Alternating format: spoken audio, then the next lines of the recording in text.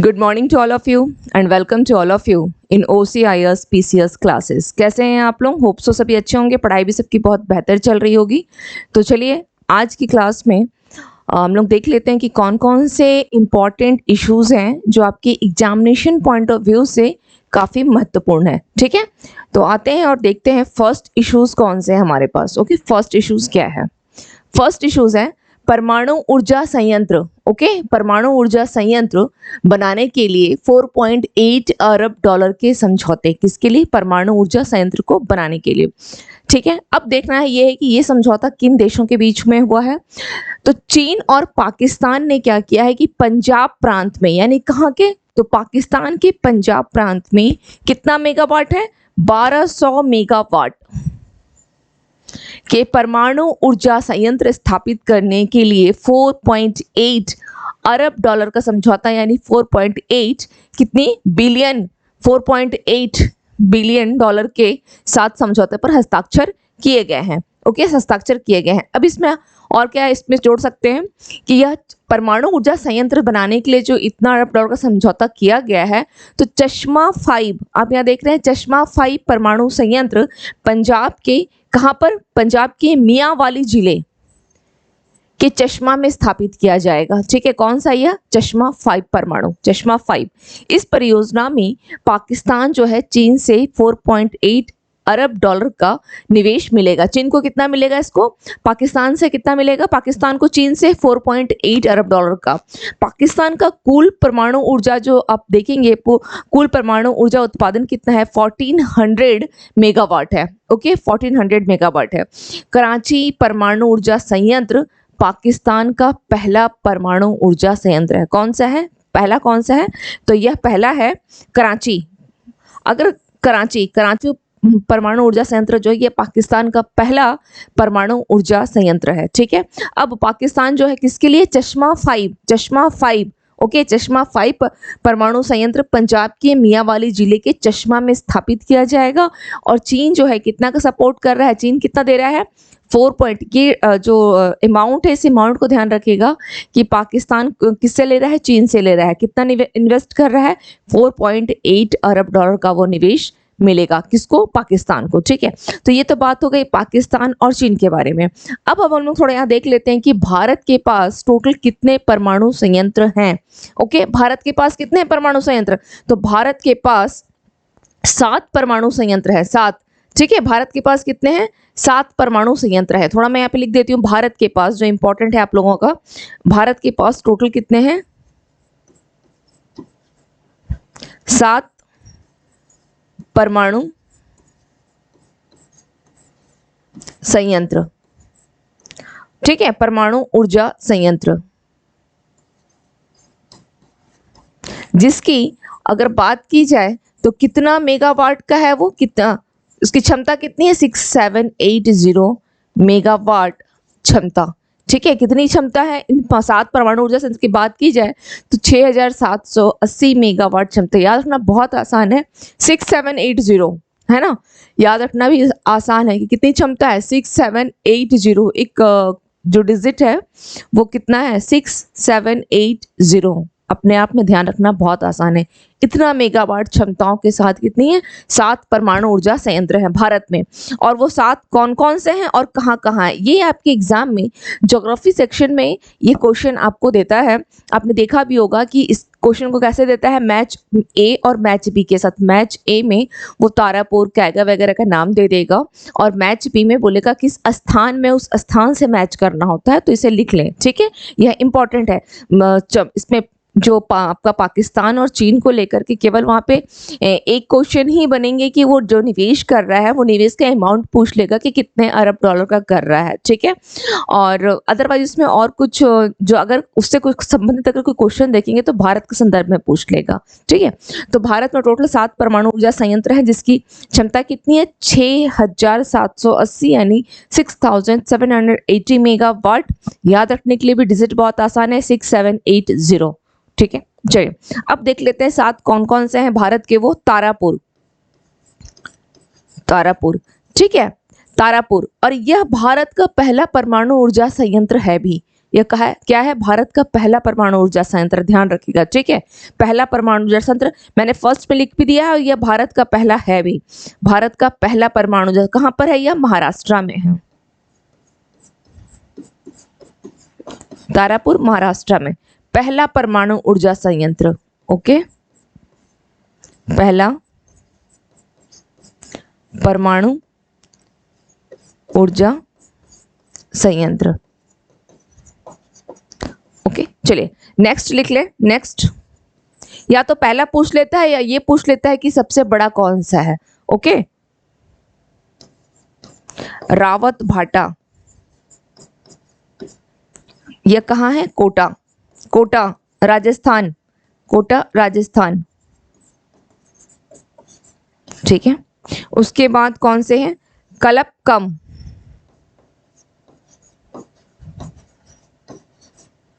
Tamil Nadu,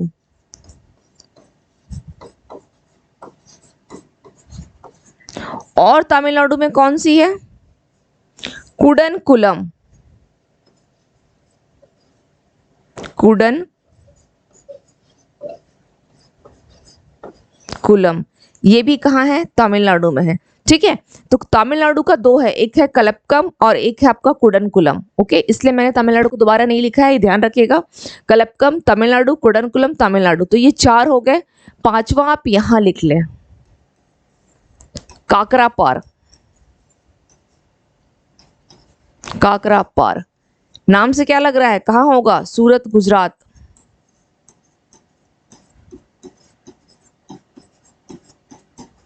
okay, Gujarat. Number 6 Narora, Narora कहाँ, UP, यह UP में है। टोटल 7 है और 7th का आप कर सकते हैं कैगा, कैगा यह कहाँ है, कर्नाटक में है। ओके, कैगा कहाँ है, कर्नाटक है। यानी आपके पास कितने हो गए टोटल, 1 2 3 4 5 6 7, ठीक है, कर्नाटक में है। और कैगा तो खैर इसमें और इम्पोर्टेंट ये है कि इन सबों में, ये जो आप यहाँ पे 7 देख रहे हैं, इन 7 में सबसे बड़ा कौन सा है, ठीक है, सबसे बड़ा कौन सा है, भारत का सबसे बड़ा परमाणु ऊर्जा जो केंद्र है वो कौन सा है, इसमें है कुडनकुलम, यानी यह सबसे बड़ा है, कुडनकुलम तमिलनाडु में जो है, ठीक है, ये भारत का यह सबसे बड़ा है, भारत का सबसे बड़ा परमाणु ऊर्जा केंद्र यही है, ठीक है, सबसे बड़ा परमाणु। इसकी आई थिंक कितना है, 1000 मेगावाट इसकी जो है क्षमता है, 1000 मेगावाट, किसी की 700 है बट इसकी कितनी है, 1000 मेगावाट इसकी अराउंड क्षमता है, ठीक है। चलिए, ओके, क्लियर हो गया, क्लियर, कोई डाउट नहीं है। इसका आप लोग स्क्रीनशॉट ले लें, इसका स्क्रीनशॉट ले लें, यह इंपॉर्टेंट है पॉइंट जो मैंने बताया है, ठीक है। तारापुर महाराष्ट्र में जो है इसकी स्थापना हुई थी करीब 1969 में, इसकी स्थापना हुई है, ठीक है, 1969 में। चलिए अब हम लोग आते हैं नेक्स्ट इश्यूज पे, नेक्स्ट इश्यूज पे आते हैं। नेक्स्ट इश्यूज क्या है देखते हैं। केंद्र सरकार ने OMSS, ठीक है, OMSS का मतलब क्या होता है, ओपन मार्केट सेल स्कीम, ठीक है, के तहत राज्य सरकारों को क्या बोला है कि चावल और गेहूं की बिक्री बंद कर दी है। किसने किया है, केंद्र सरकार ने। किसके तहत किया है, इसको बंद किया है, किसके तहत किया गया है, यह OMSS यानी ओपन मार्केट सेल स्कीम। इस स्कीम के तहत बोला है, क्या बोला है कि उसने राज्य को चावल और गेहूं की बिक्री बंद कर दी है, ठीक है, चावल की बिक्री। लेकिन छूट कहाँ मिलेगी देख लीजिए, OMSS के तहत चावल की बिक्री जो पूर्वोत्तर राज्य है यानी नॉर्थ ईस्ट वाला जो एरिया है, वो जो पहाड़ी राज्य है, ठीक है, पहाड़ी राज्य हो गए, कानून और व्यवस्था से मुद्दों से संबंधित अगर कोई राज्य हो वहां, प्लस प्राकृतिक अगर आपदा कहीं आ गई हो, कहीं अगर प्राकृतिक आपदा आ गई हो, बाढ़ आ गया हो या भूकंप आ गया हो, कहीं कुछ इस तरह से अगर हो गया हो, तो उसका सामना कर रहे राज्यों के लिए यह जारी रहेगी, वहां पे ये जारी है। लेकिन बंद कहाँ के लिए है? इसके अलावा ये इन सबों के अलावा जो नॉर्थ ईस्ट के स्टेट हो गए, या आपका अगर कोई कहीं आपदा वगैरह आया है, इन सबको छोड़ करके अन्य जितने भी, मतलब सभी राज्य सरकारों के लिए यह बंद है, सभी राज्य सरकारों के लिए बंद है। लेकिन अगर थोड़ा सा फ्री किया गया है तो ये स्पेशलाइजेशन है। ठीक है, चलिए। तो केंद्र सरकार ने किसके तहत? OMSS के तहत। आखिर उसने ऐसा क्यों किया है? इसके पीछे क्या रीजन है? इसके पीछे रीजन क्या है, क्यों ऐसा किया गया है? तो यह फैसला गेहूं और चावल की कीमतों को नियंत्रित करने के लिए किया गया है। आप देख रहे हैं महंगाई क्या है, बहुत रेशियो से बढ़ रही है, तो उसको नियंत्रित करने के लिए किया गया है। और यह जो आपका काला बाजारी है, ठीक है, इसको कंट्रोल करने के लिए किया गया है। किसके लिए किया गया है? काला बाजारी के लिए। ठीक है, काला बाजारी, जमाखोरी को रोकने के लिए। जो क्या किया जाता है, इसको स्टॉक बना लिया जाता है ना, और मार्केट में इसकी अनुपता दिखा करके इसकी रेट हाई हो जाती है। ठीक है, तो महंगाई को रोकने के लिए प्लस जमाखोरी को रोकने के लिए इस तरह से सरकार ने बंद किया है। लेकिन इससे प्रॉब्लम किसको हो जाएगी? कुछ ऐसे राज्य, जैसे आप ये मान के चले कि कर्नाटका हो गया, ठीक है, जो कि क्या करती है, BPL, अभी जो अन्न उदय, वहाँ जो योजना निकाली गई है, जो अन्न योजना है, कर्नाटक की अन्न योजना है, जिसके तहत बोला गया है कि जो BPL परिवार के तहत क्या होगा, उन लोगों को 10 किलो चावल जो है वो महीने में दिया जाएगा, 10 किलो। तो ऐसे स्टेट के लिए थोड़ी सी मुश्किल हो जाएगी, है ना, उन सभी स्टेट्स के लिए जो थोड़ा इस तरह से काम कर रहे हैं। तो कर्नाटक राज्य के साथ साथ और भी कुछ स्टेट्स हैं जिनको इस योजना से क्या होगा, जो लोग ऑनेस्टली काम कर रहे हैं, और बाकी अगर कोई स्टॉक बना रहा है तो वो तो जाहिर सी बात है कि इससे आम जनता परेशान होगी। तो क्या किया गया है, गेहूं और चावल की कीमतों को नियंत्रित करने के लिए ऐसा किया गया है। तो केंद्र सरकार ने कब तक इस पर स्टॉक लिमिट लगा दी है? कब तक लगाया है? 31 मार्च 2024 तक गेहूं पर स्टॉक लिमिट लगा दी है। ठीक है, स्टॉक लिमिट लगा दी है। ओपन मार्केट सेल स्कीम,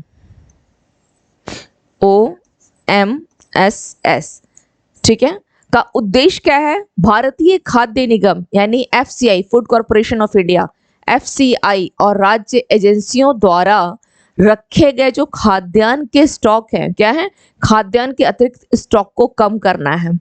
खाद्यान्न के अतिरिक्त स्टॉक को ये लोग स्टॉक कर लेते हैं, मार्केट में सप्लाई कम, चीजें महंगी हो गई, जमाखोरी को इसलिए ये लोग क्या करना चाहते हैं, रोकना चाहते हैं, और उससे इनके पास क्या होता है, इनके पैसे बढ़ जाते हैं। ठीक है, तो करना क्या है, जो अतिरिक्त स्टॉक है उसको कम कर देना है। यही OMSS का क्या है, इसी के तहत ऐसा किया गया। लेकिन जो देखेंगे आप, जो पूर्वोत्तर राज्य वगैरह हैं वहां पर अलाउ किया गया है करीब 3400 रुपए प्रति क्विंटल के हिसाब से। ठीक है, वहां पे ये स्टॉक क्या है, कर सकते हैं 3400 रुपए प्रति क्विंटल के हिसाब से। ओके, चलिए नेक्स्ट देख लेते हैं। इंडिगो ने किसके साथ, एयर बस के साथ 500 विमानों के लिए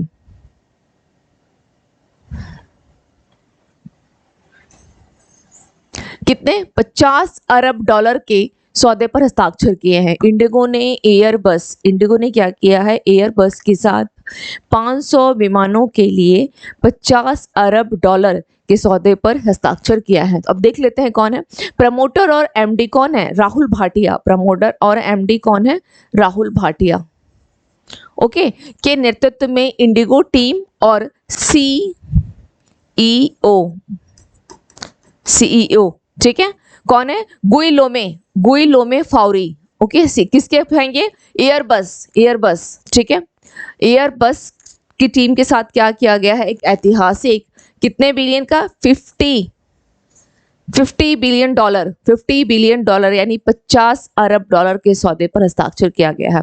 तो इंडिगो ने एयरबस के साथ कितने विमान के लिए, 500 विमानों के लिए 50 अरब डॉलर का समझौता किया है।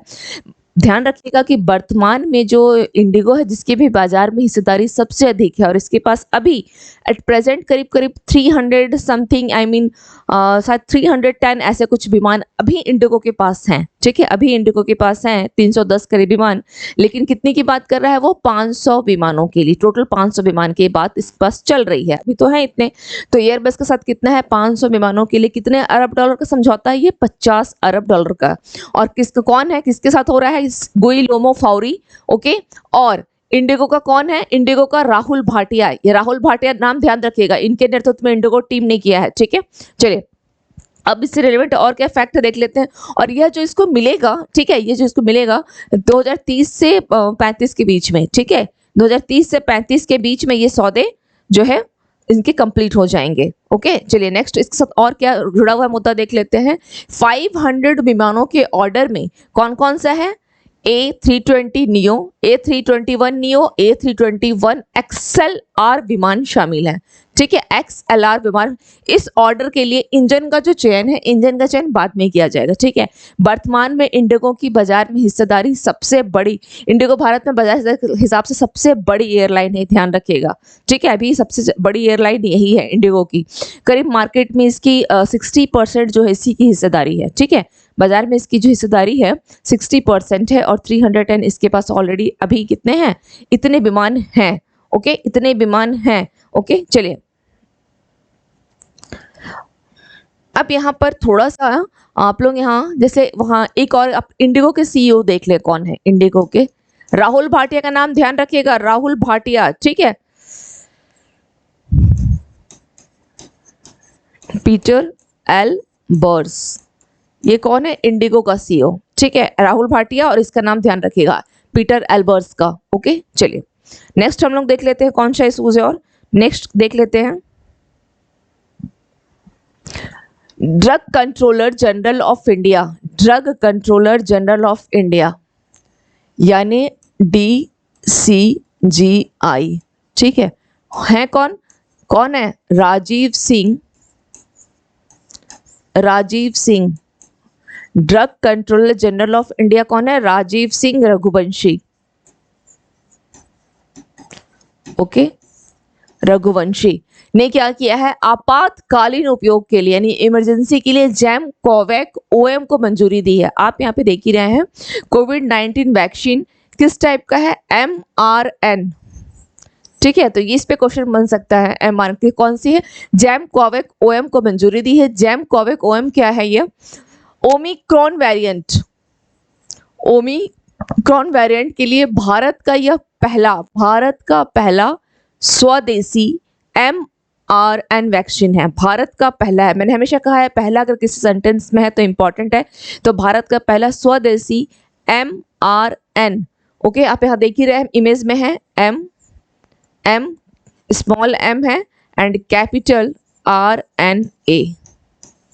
ठीक है, कैपिटल RNA वैक्सीन जो ये भारत का पहला स्वदेशी RNA वैक्सीन है। भारत का पहला क्या नाम है?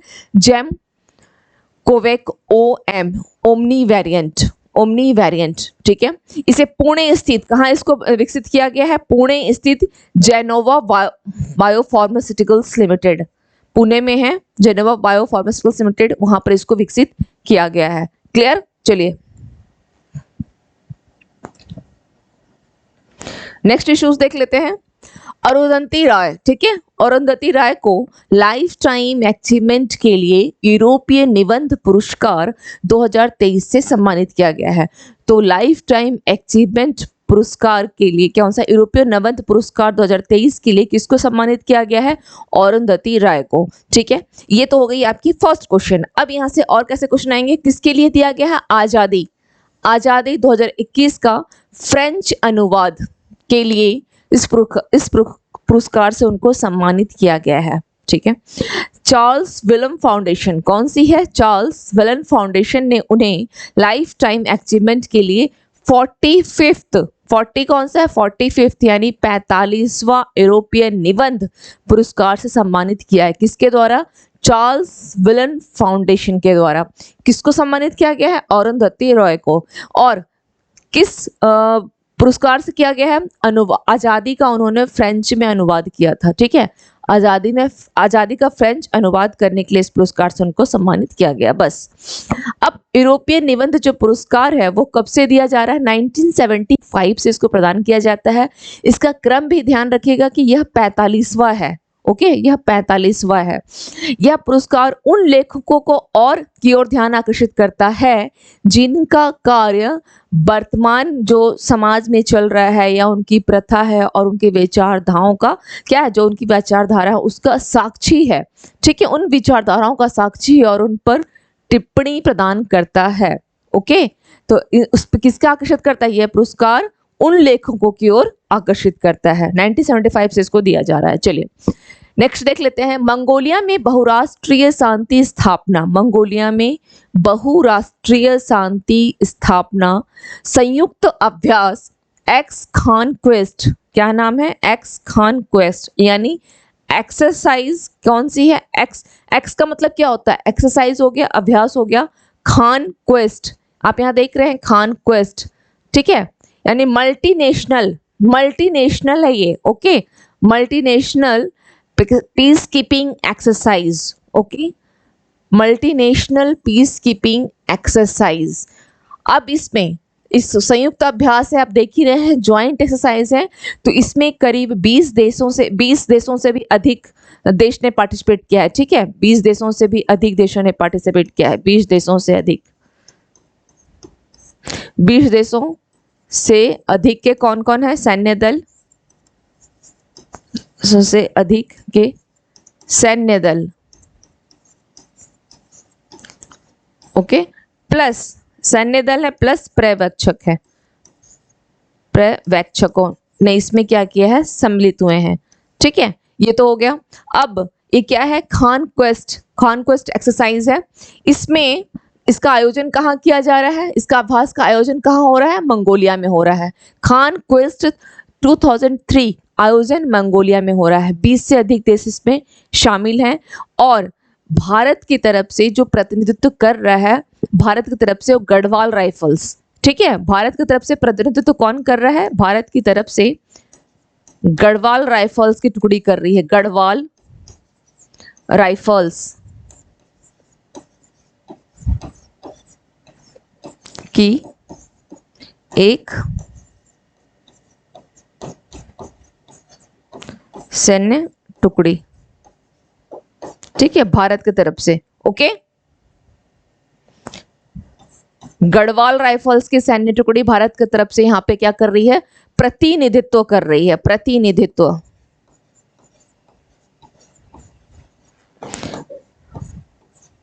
मंगोलिया के राष्ट्रपति कौन है जो इसका उद्घाटन कर रहे हैं, कौन है, मंगोलिया के राष्ट्रपति जो हैं उनका नाम आप लोग यहाँ पे लिख लें, क्या नाम है, उखनागिन,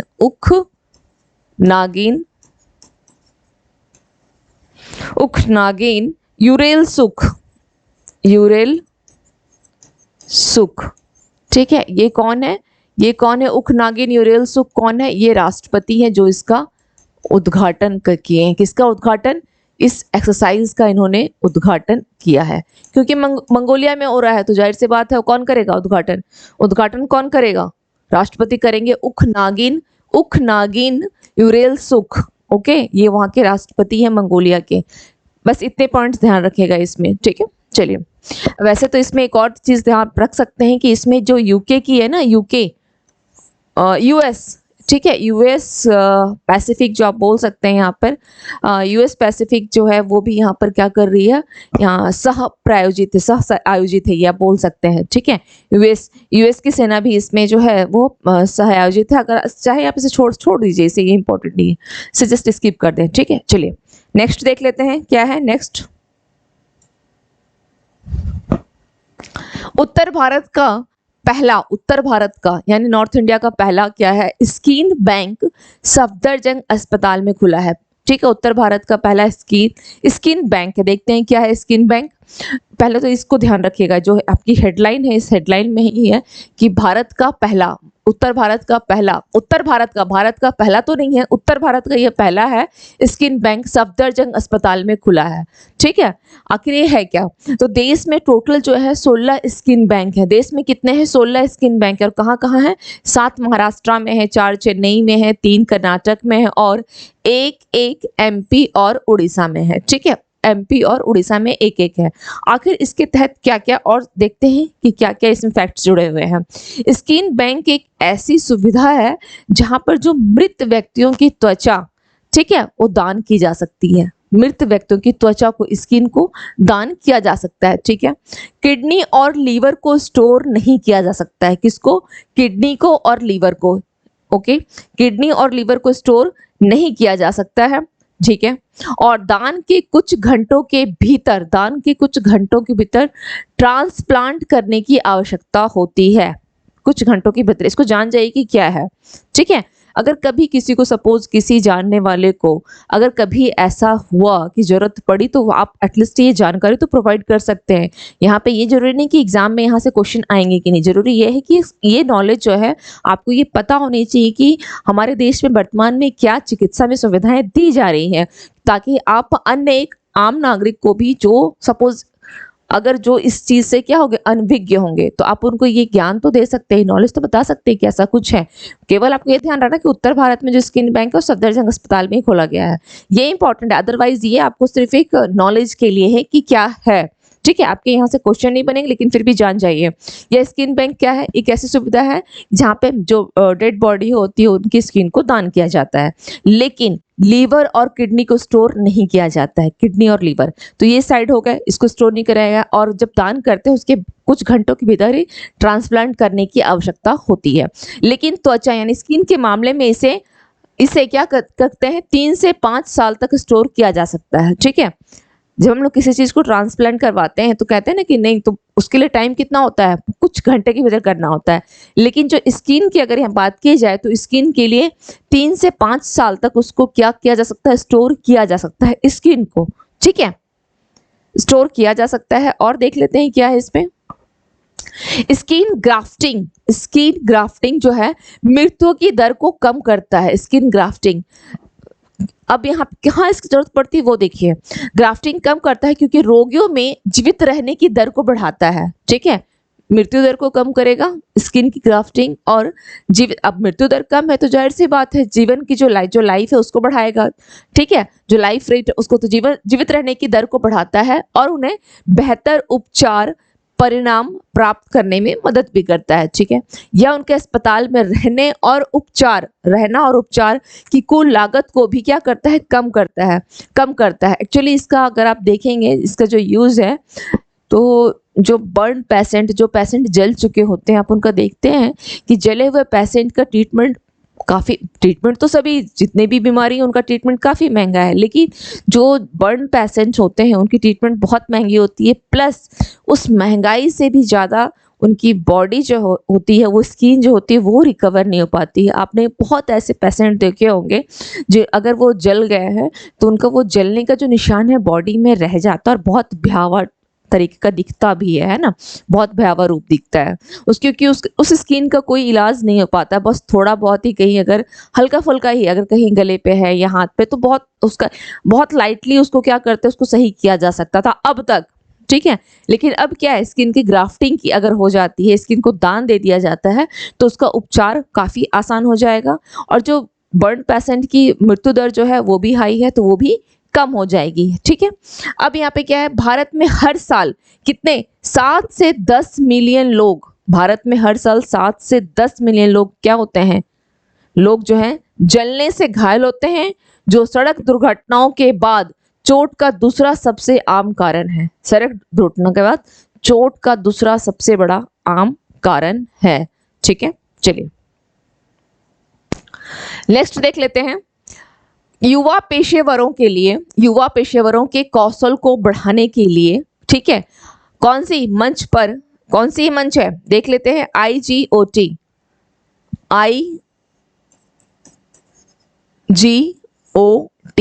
ठीक है, IGOT मंच पर केंद्र सरकार द्वारा दक्षता पाठ्यक्रम संग्रह शुरू किया गया है।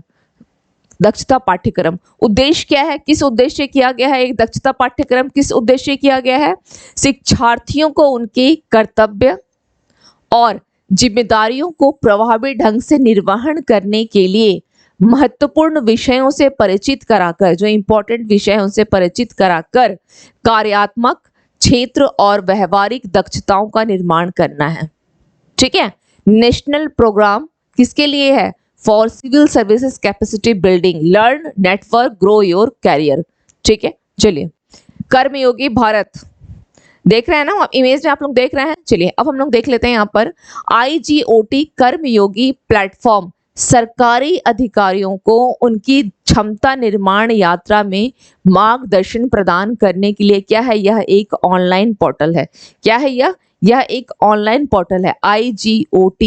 IGOT कर्मयोगी प्लेटफॉर्म, ये क्या है, एक प्रकार का ऑनलाइन पोर्टल है, किसके लिए? सरकारी अधिकारियों को उनकी क्षमता निर्माण यात्रा में मार्गदर्शन प्रदान करने के लिए। अच्छा, ये IGOT क्या होता है? IG इंटीग्रेटेड, इसको लिख ले, ठीक है, integrated government online platform, IGOT, integrated government online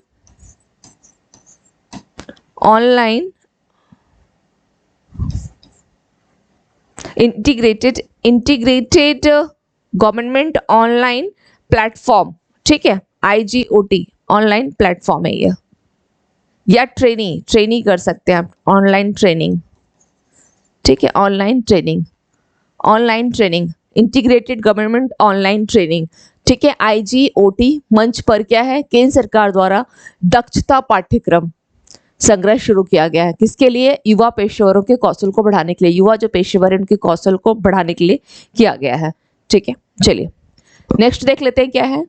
Tajinder Pal Singh तुर, ठीक है, इन्होंने क्या किया है? भुवनेश्वर में अंतरराज्य चैंपियनशिप में नया एशियाई शॉटपुट रिकॉर्ड किया है। कहां पर? भुवनेश्वर में। कहां किया है? भुवनेश्वर में अंतरराज्यीय चैंपियनशिप में नया एशियाई शॉटपुट रिकॉर्ड बनाया है। एक्चुअली इस सीजन में दुनिया भर में रिकॉर्ड की गई सबसे लंबी शॉट पुट दूरी की सूची में 9वें स्थान पर पहुंच गए हैं, ठीक है। किस पर? दुनिया भर में रिकॉर्ड की गई सबसे लंबी शॉटपुट दूरी। कितना का इन्होंने रिकॉर्ड बनाया है? इन्होंने रिकॉर्ड कितने का बनाया है? इनका रिकॉर्ड है करीब वह रिकॉर्ड है 7.22 मीटर, ठीक है, 20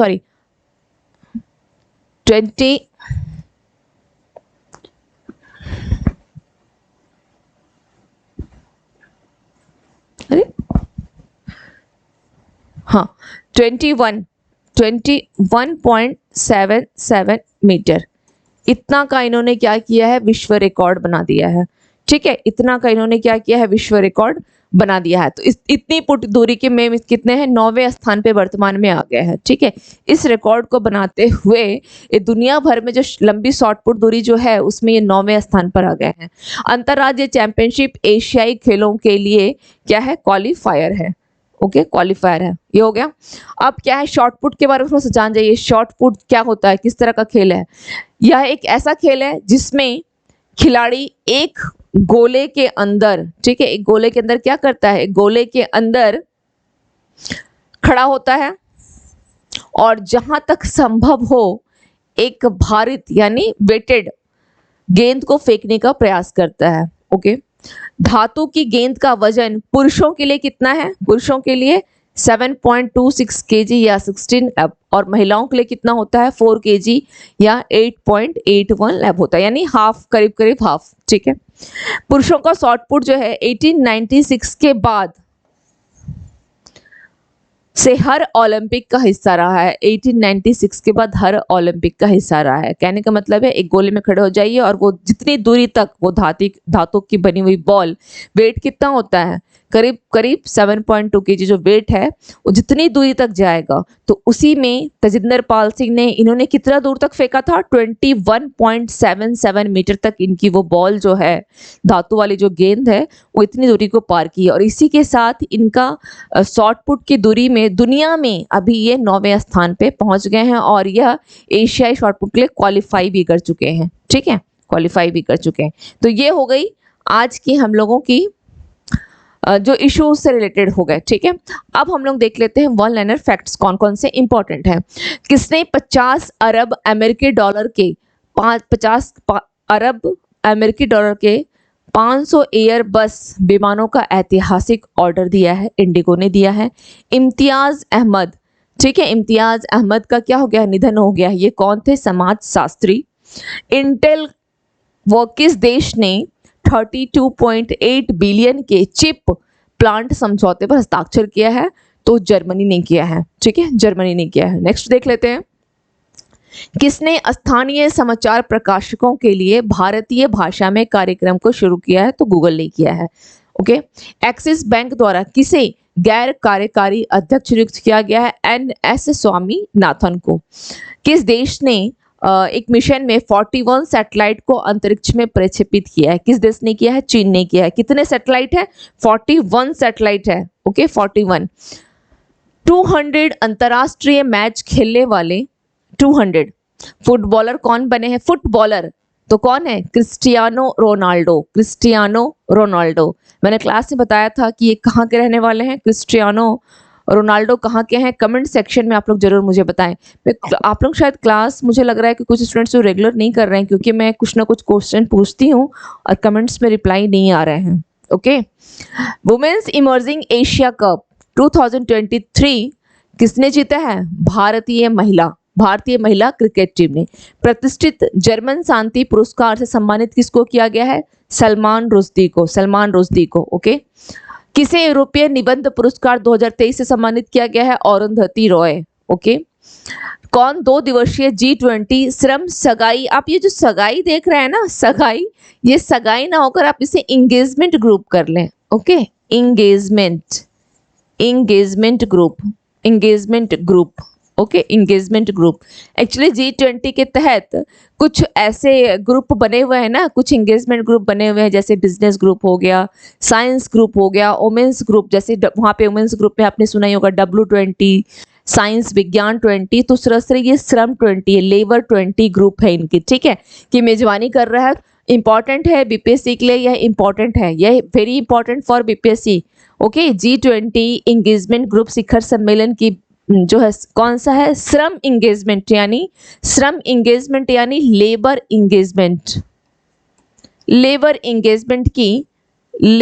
इंगेजमेंट। ओके, इसकी मेजबानी कौन कर रहा है? बिहार कर रहा है, ये इंपॉर्टेंट है। अब G20 की बात आ गई है, तो G20 का जो शिखर सम्मेलन है, ट्राइका के तहत 3 देश का नाम याद रखिएगा। बीते वर्ष यानी जो साल बीत चुका है, वहाँ इंडोनेशिया में हुआ था, वह आपका 17th था। भारत में इस साल सितंबर में होगा शिखर सम्मेलन, वह आपका 18th है। और 19th वाला जो होगा वह आपका ब्राजील के रियो डी जेनेरो में होगा 2024 में। ठीक है, चलिए, किसने कैनेडियन ग्रैंड पिक्स जीता है? मैक्स वेस्टपर्ने। ठीक है, मैक्स वेस्टपर्ने। कहां पर पहली महिला कबड्डी लीग का उद्घाटन किया गया है? दुबई में। ओके, रक्षा मंत्री कौन है? राजनाथ सिंह के द्वारा कहां पर आत्मनिर्भरता पर परामर्श बैठक की अध्यक्षता की है? बेंगलुरु। फाइनेंशियल ईयर 2022-23 के दौरान पवन ऊर्जा को अपनाने वाला कौन सा राज्य जो है शीर्ष पर रहा है? पवन ऊर्जा को अपनाने वाला राजस्थान जो है शीर्ष पर रहा है। ठीक है, पवन ऊर्जा को अपनाने वाला राजस्थान शीर्ष पर है। और इसके बाद किसका नाम आएगा? गुजरात। उसके बाद 3rd पोजीशन पे तमिलनाडु है। ठीक है, 3rd पोजीशन पे तमिलनाडु है। और पवन ऊर्जा, अगर यहीं पे ये तो क्वेश्चन पूछा है, यहाँ क्वेश्चन पूछ लिया है कि पवन ऊर्जा को अपनाने वाला, क्वेश्चन है पवन ऊर्जा को अपनाने वाला। ठीक है, तो राजस्थान का नाम है। अगर यहाँ पे पवन ऊर्जा स्थापित में पूछ लेता कि कौन सा राज्य शीर्ष पर है, तो गुजरात होता। ठीक है, गुजरात नंबर 1 पर होता। एंड सेकंड में कौन है? तमिलनाडु है। इस क्वेश्चन में बहुत ज्यादा कंफ्यूजन हो जाएगा, इसलिए ध्यान रखिएगा। यह स्थापित में है। पवन ऊर्जा को अपनाने में शीर्ष राज्य कौन सा है? राजस्थान है। और समग्र नवीकरणीय ऊर्जा की बात की जाए तो उसमें भी राजस्थान टॉप पर है, गुजरात सेकंड में है, तमिलनाडु 3rd में है। ठीक है, चलिए नेक्स्ट देख लेते हैं। एंड लास्ट ये फैक्ट्स है। कौन सा राज्य के मुख्यमंत्री ने धार्मिक पर्यटन को बढ़ावा देने के लिए कितने करोड़ रुपए की मंजूरी दी है? 13.48, और वह है राजस्थान गवर्नमेंट ने किया है। चलिए आज आप स्टार्ट करते हैं एमसीक्यूज पे। पाकिस्तान ने क्या किया है? किस देश के साथ 1200 मेगावाट का परमाणु ऊर्जा संयंत्र स्थापित करने के लिए कितने बिलियन 4.8 बिलियन डॉलर के समझौते पर हस्ताक्षर किया है? किसने किया है? किसके साथ हुआ है? तो यह चीन के साथ किया गया है। ठीक है, पाकिस्तान के साथ, चीन के साथ। ओके, चलिए, केंद्र सरकार ने ओपन मार्केट सेल स्कीम के तहत राज्य सरकारों को डैश और डैश की बिक्री बंद कर दी है। तो किसकी बिक्री बंद की है? गेहूं और चावल की, यानी सी इज द राइट आंसर। चलिए नेक्स्ट देख लेते हैं। अंतर्राष्ट्रीय योग दिवस 2023 की थीम क्या थी? वसुदैव कुटुंबकम के लिए योग, है ना? वसुदेव कुटुंबकम के लिए योग। क्लियर। चलिए नेक्स्ट देख लेते हैं। राष्ट्रीय कार्य योजना संहिता के बारे में कौन सा स्टेटमेंट सही है? इसे पहली बार 2008 में अपनाया गया था, तो ये स्टेटमेंट रॉन्ग है। ठीक है, इसे पहली बार 2004 में अपनाया गया है, ये 2008 ना होकर क्या होगा, 2004 में इसको अपनाया गया है, ये स्टेटमेंट रॉन्ग है। 2004 में इसे अपनाया गया है। पर्यावरण मंत्रालय ने हाल में ही राष्ट्रीय कार्य योजना संहिता जो है 2023 जारी की। एक्चुअली ये किससे संबंधित है? राष्ट्रीय कार्य योजना का संबंध वन संरक्षण से संबंधित है। ठीक है, तो इसका स्टेटमेंट क्या होगा? केवल इसमें 2 सही है, केवल 2। चलिए नेक्स्ट देख लेते हैं। Ocean ring of yoga. Ocean से ही समझ में आ रहा है, ओशियन यानी समुद्र के पास। ठीक है, रिंग ऑफ योगा के बारे में स्टेटमेंट पे विचार करें। आयुष मंत्रालय ने रक्षा मंत्रालय और अन्य मंत्रालयों के समन्वय से इसकी योजना जो है बनाई है। बिल्कुल सही, ये स्टेटमेंट बिल्कुल सही है। किसने बनाया है? आयुष मंत्रालय ने। किसके साथ? तो रक्षा मंत्रालय है और अन्य मंत्रालयों के साथ। ओशियन रिंग ऑफ योगा के तहत, इस योगा के तहत ओशियन रिंग, ठीक है, के तहत कितने हैं? 4500 यानी 4500 नौ सैनिकों ने राष्ट्रीय और अंतरराष्ट्रीय दोनों जल क्षेत्रों में योग के राजदूत के रूप में कितना किलोमीटर? 45,000 किलोमीटर से अधिक की यात्रा की है। ओशियन यानी समुद्र के किनारे वाला। ठीक है, अब यहाँ पर ध्यान रखिएगा कि यह 4500 नौ सैनिक नहीं है। इसमें कितने हैं? इसमें आपके 4500 नहीं है, ये आपके 3500 सैनिक है, 3500 है।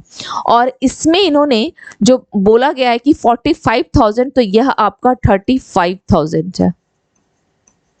इतने किलोमीटर का से अधिक की यात्रा की है, तो ये स्टेटमेंट आपका रॉन्ग हो गया, ये स्टेटमेंट सही है, यानी केवल एक सही है। ठीक है, चलिए नेक्स्ट क्वेश्चन देख लेते हैं क्या है। भुवनेश्वर में अंतरराज्य चैंपियनशिप में किसने एक एशियाई शॉटपुट रिकॉर्ड बनाया है? एशियाई शॉटपुट रिकॉर्ड किसने बनाया है? तजिंदर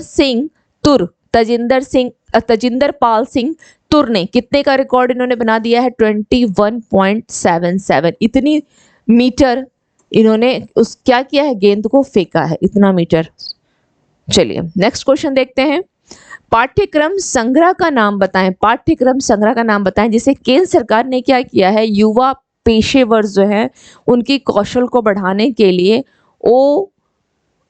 IGOT यानी इंटीग्रेटेड, ठीक है, OT यानी क्या है? IGOT मंच पर, IGOT मंच पर लॉन्च किया है। तो वह पाठ्यक्रम कौन सा है? कौशल निपुण दक्षता। ठीक है, दक्षता। Okay, IGOT integrated online training किसके लिए है? तो यह केंद्र सरकार के जो युवा पेशेवर है उनके कौशल को बढ़ाने के लिए। चलिए नेक्स्ट क्वेश्चन देखते हैं।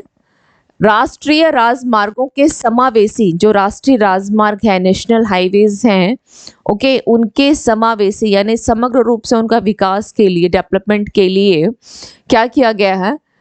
एक नॉलेज शेयरिंग प्लेटफॉर्म के बारे में कौन सा स्टेटमेंट सही है? तो इस प्लेटफॉर्म को भारतीय राष्ट्रीय राजमार्ग प्राधिकरण यानी NH, national highway authority of India, ठीक है, अथॉरिटी ऑफ इंडिया NHAI द्वारा लॉन्च किया गया है। बिल्कुल सही है। यह प्लेटफॉर्म दुनिया भर की सर्वोत्तम प्रथाओं को साझा करने को बढ़ावा देगा। दोनों सही है, यानी C और C 1 और 2। नेक्स्ट क्वेश्चन देखते हैं। Drug controller general of India DCGI, ठीक है, राजीव सिंह रघुवंशी ने जैमको वैक OM को, ठीक है, OM क्या है? ओमनी वेरिएंट को मंजूरी दी है। यह ओमिक्रॉन जो वेरिएंट है, यह ओमिक्रॉन वेरिएंट के लिए भारत का पहला स्वदेशी वैक्सीन है। DNA वैक्सीन है, mRNA वैक्सीन है, tRNA है और rRNA है। तो इसका आंसर क्या हो जाएगा? mRNA।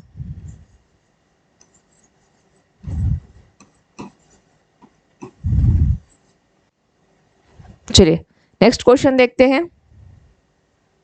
लास्ट क्वेश्चन है, इंडिगो ने एयरबस के साथ कितने विमानों के लिए 50 अरब डॉलर के सौदे पर क्या किया है, हस्ताक्षर किया है। ठीक है, तो कितने के लिए, 500 एयरबस है, तो 450, 250, 300, 500, इसका आंसर क्या हो जाएगा, 500। ओके, चलिए ये हो गई आपकी जो है आज की क्लास की कुछ इश्यूज हो गए इंपॉर्टेंट, कुछ इंपॉर्टेंट फैक्ट्स हो गए और एमसीक्यूज हो गई।